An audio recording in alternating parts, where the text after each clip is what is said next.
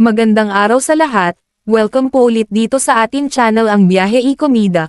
Maraming salamat sa lahat ng nag-subscribe indeed. Punta tayo sa ating topic, March 6, 2026.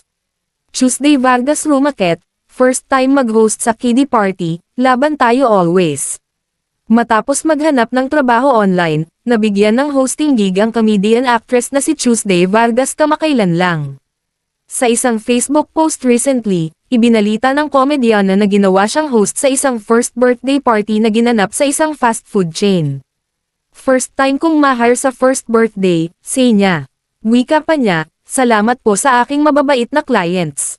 PM lang po guys. Baka pati pag mascot pasukin ko na din, bakit? Mahirap yon at disenteng trabaho.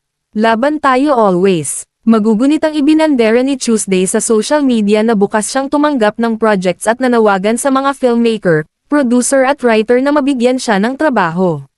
Dahil dyan, umani siya ng halo-halong reaksyon mula sa netizens. Pero ayon sa komedyana, hindi siya naapektuhan ng mga kritisismo at mas pinili niyang mag-focus sa mga oportunidad na makakatulong sa kanya para kumita. I asked nicely and with dignity.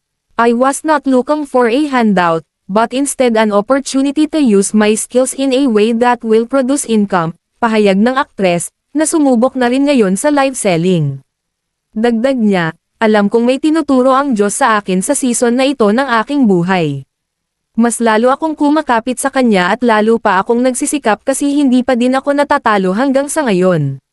Lalo akong nagkakaroon ng motibasyong lumaban araw-araw upang ipakita sa inyo na kailanman ay hindi nakakahiya ang marangal na hanap buhay, saad pa niya.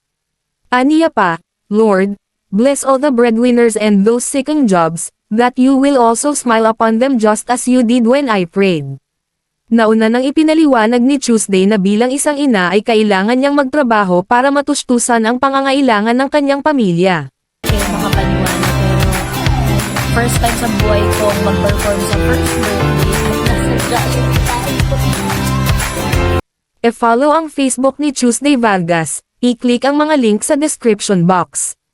At yan ang ating latest showbiz chika update for today. Huwag kalimutan mag-subscribe, i-click ang notification bell for more showbiz chika updates at suportahan po ang ating Facebook page. Maraming salamat sa lahat ng nag-subscribe indeed, magandang buhay sa lahat, adios.